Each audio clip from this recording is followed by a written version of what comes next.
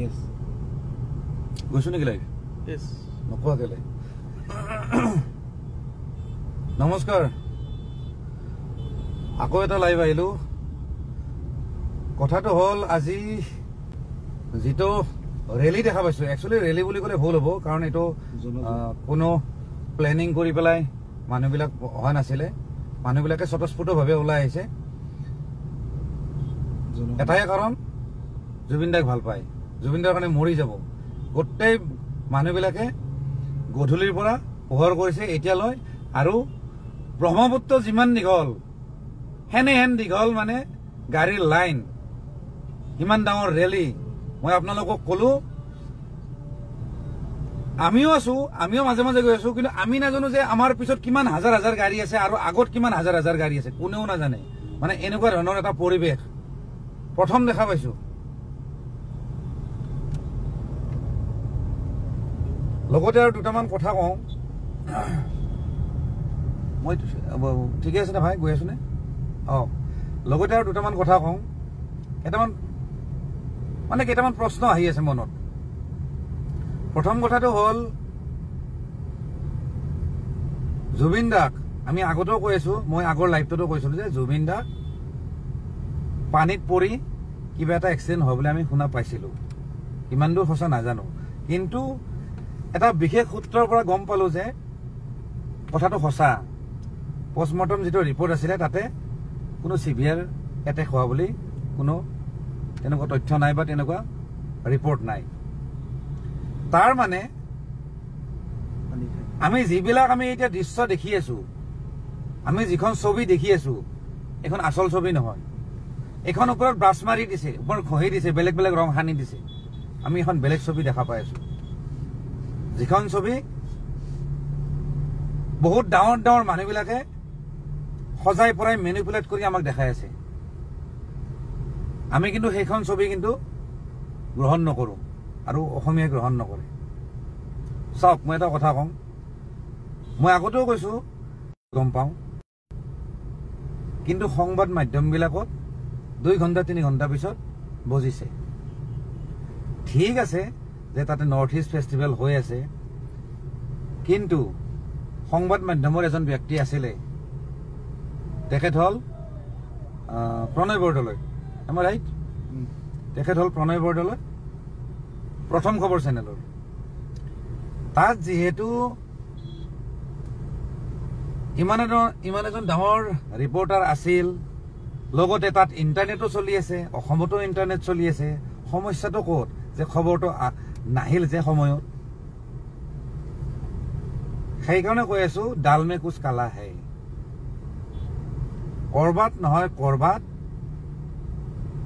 যিখন অৰ্গানাইজিং যিখন কমিটি আছিলে, আৰু লগতে যিখিনি মেনেজমেণ্টৰ মানুহ আছিলে, আৰু লগতে দাদাৰ লগত যোৱা যিখিনি কোম্পানী আছিলে, তেওঁলোকে যিখিনি সংগী আছিলে, তেওঁলোকে কৰবাত নহয় কৰবাত গাফিলতি কৰিছে। আৰু সেই বস্তুখিনি লুকুৱাৰ কাৰণে আমি বেলেগ বেলেগ কথা সময়ে সময়ে শুনা পাই আছো। মই কথাখিনি হয়তো ক'ব জানিব পৰা নাই মই সজাই পৰাই, কিন্তু আপোনালোকে গম পাইছে মই কি ক'ব ওলাইছো। কৰবাত নহয় কৰবাত কিবা এটা খেলি মেলি আছে, নহলে ইমান কথাবিলাক খেলি মেলি নাথাকে। আজি চাওক, বহুতবিলাক বাইট পাইছো হেৰিৰ, এই শ্যাম কানু মহন্তৰ, লগতে শেখৰজ্যোতি গোস্বামী। বাইটবিলাক চালে আপোনালোকে চাব, কোনোবাটো বাইটত হাঁহিছে। ছচিয়েল মিডিয়াত চালে আপোনালোকে গম পাব, এটা বাইট দি থাকোঁতে হাঁহিছে। আজি গোটেই অসমীয়াই কান্দিছে, গোটেই অসমখনে কান্দিছে, কিন্তু তাহাঁতৰ হাঁহি উঠিছে। আৰু বাইটবিলাক চালে গম পাব যেন তেওঁলোকে যেন কিবা এটা যেন লুকাব বিচাৰিছে, যেন আমাৰ আই ৱাছ কৰিব খুজিছে। আপোনালোকে বাইটবিলাক যদি ভালদৰে ষ্টাডি কৰে গম পাব। সেইকাৰণে একচুৱেলি বেয়া লাগি আছে। একো নাই, যি হৈছে হৈছে, চবেই একচেপ্ট কৰিছে যে জুবিন দা নাই। মানুহ 2-3 দিন ধৰি যেতিয়াৰ পৰা খবৰ পাইছে মানুহ ভাত খোৱা নাই, মানুহে একচেপ্ট কৰি লৈছে। কিন্তু কথাটো হ'ল, সঁচা যদি ইনফৰমেশ্যনখিনি যদি মানুহে পায় নহয়, তেতিয়াহ'লে মানুহে ভাল পাব। এটা মিছা ইনফৰমেশ্যন দি গোটেই অসমীয়াখিনিক ঠগোৱাৰ নিচিনা হৈ আছে মোৰ অনুভৱ হৈছে এইটো মোৰ পাৰ্চনেল অনুভৱ দেই এটা কথা কওঁ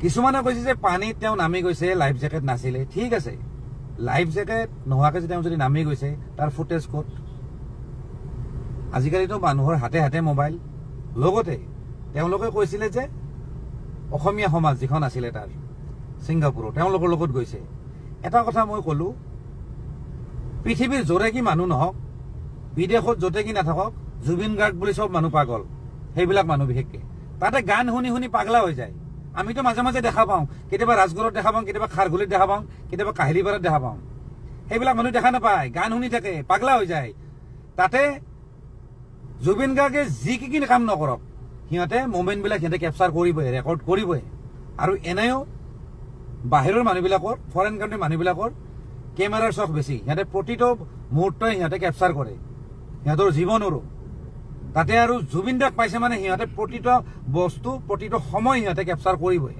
কিন্তু সেই ফুটেজবিলাক কিয় নাই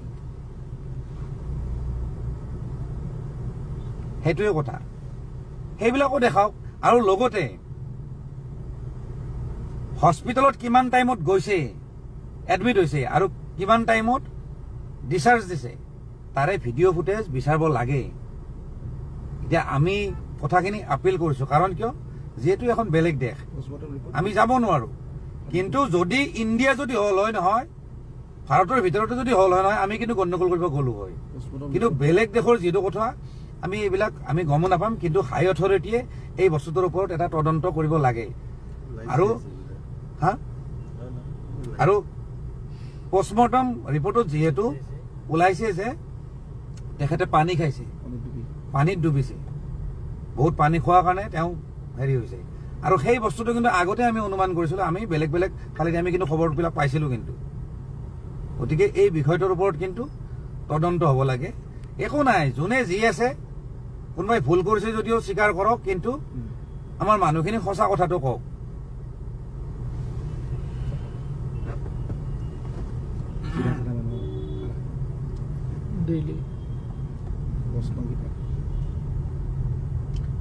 আৰু লগতে দুটামান কথা কওঁ মই অলৰেডি এটা পোষ্ট লিখিছিলো কেইটামান মানুহ যেনে শেখৰজ্যোতি গোস্বামী সিদ্ধাৰ্থ শৰ্মা আৰু শ্যামকানু মহন্ত তেওঁলোককতো এতিয়ালৈকে এৰেষ্ট কৰা নাই বা তেনেকুৱা ক'ব গ'লে ক্ৰাইম কৰা নাই বুলি আমি ধৰি লৈছো আমি কৰা নাই যদি তেওঁলোকে যদি তেনেকুৱা কোনো ক্ৰাইম কৰা নাই তেওঁলোকে যদি সঁচাই যদি শুদ্ধ হৈ আছে নহয় তেতিয়াহ'লে তেওঁলোকে সমাধি ক্ষেত্ৰত উপস্থিত হ'ব লাগিব আৰু যদি তেওঁলোকে যদি সুবিধা পায় ৰাইজে যদি প্ৰশ্ন কৰে তেওঁলোকে উত্তৰ দিব লাগিব আৰু যদি নিদিয়ে বা তাত যদি উপস্থিত নহয় তেতিয়াহ'লে এটা কথা মানি ল'ম যে তেওঁলোকে কৰবাত নহয় কৰবাত ভুল কৰিছে আৰু সেই ভুল লুকুৱাৰ কাৰণে বা ভয়ত তেওঁলোকে উপস্থিত নহয় সেইটো কথা কিন্তু একদম চিয়ৰ আৰু যদি তেওঁলোকে উপস্থিত হ'ব পাৰে সৎ সাহসৰে তেতিয়াহ'লে আমি বুজিম ন ঠিকে আছে তেওঁলোকে ভুল কৰা নাই কিন্তু উপস্থিত যদি নহয় না এতিয়া কিন্তু চবে কিন্তু চিয়ৰ হৈ যাব কিন্তু সব মানুহে মানি ল'ব ইহঁতে কিবা এটা খেলি মেলি কৰিছে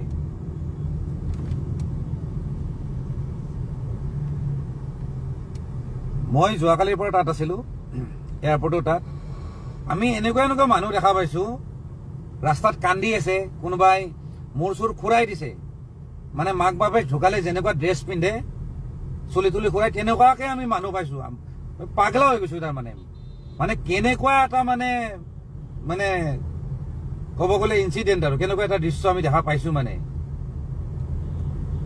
আচৰিত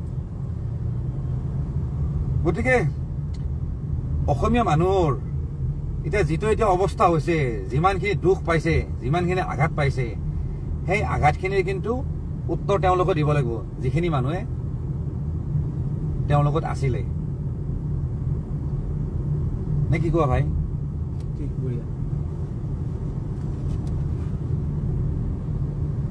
বাকী আৰু কি কম আৰু খবৰ ভাষা নাই আৰু লগতে এটা কথা কওঁ দেই হেৰিও বাইট দিছে আমাৰ মাননীয় মুখ্যমন্ত্ৰীও বাইট দিছে আৰু বহুতে সংবাদ মাধ্যমত কৈ আছে যে জুবিন দাক কাহিলীপাৰাত নিব, তাৰপিছত সৰু সজাইত নিব। ঠিক আছে, ঘৰততো নিবই লাগিব, অভিয়াছলি নিব লাগিব, যিহেতু গোটেই আত্মীয়খিনি গোটেই আছে। কিন্তু এটা কথা, জুবিন দাৰ কিন্তু ঘৰটোতকৈ কিন্তু তেওঁৰ ষ্টুডিঅ' সেইটো কিন্তু মেইন। কিন্তু জুবিন দাই ষ্টুডিঅ'ক মন্দিৰ বুলি ভাবে, তেওঁ সেইটো সাধনা ক্ষেত্ৰ, সেইটো কিন্তু মেইন দেই। তাত কিন্তু যাব লাগিব, কিন্তু নিব লাগিব কিন্তু তেওঁ। মানে আমি যিটো ফিল কৰিছো, কাৰণ আমি তেওঁৰ লগত সময় দিছো, আমি বুজি পাওঁ। পাৰিলে খাৰঘুলিতো নিব লাগে, আগৰ ষ্টুডিঅ' তাত আছিল, আৰু জোনালী যিটো কাৰেণ্ট ষ্টুডিঅ' যিটো তাতো নিব লাগে। আৰু এটা কথা দেই, খাৰঘুলিত নিয়াৰটোতো এটা বিৰাট ডাঙৰ কাৰণ আছে। কাৰণটো হ'ল জুবিন দাৰ সেইটো ড্ৰিম হাউচ আছিলে, সেইটো বনাই আছিলে। কিন্তু জুবিন দাৰ লাক বেয়া, জুবিন দাই সেই ঘৰটো দেখা নাপাব বা নাপালে। কিন্তু তাত কিন্তু এবাৰ হ'লেও নিয়াটো দৰকাৰ, অলপ সময়ৰ কাৰণে হওক, লাগিলে 5 মিনিটৰ কাৰণে হওক, সেইটো একদম দৰকাৰ। গতিকে ইমানখিনি আৰু, বাকী আৰু পিছত আকৌ কিবা কিবি কথা পাতিব আহি আছো। ধন্যবাদ।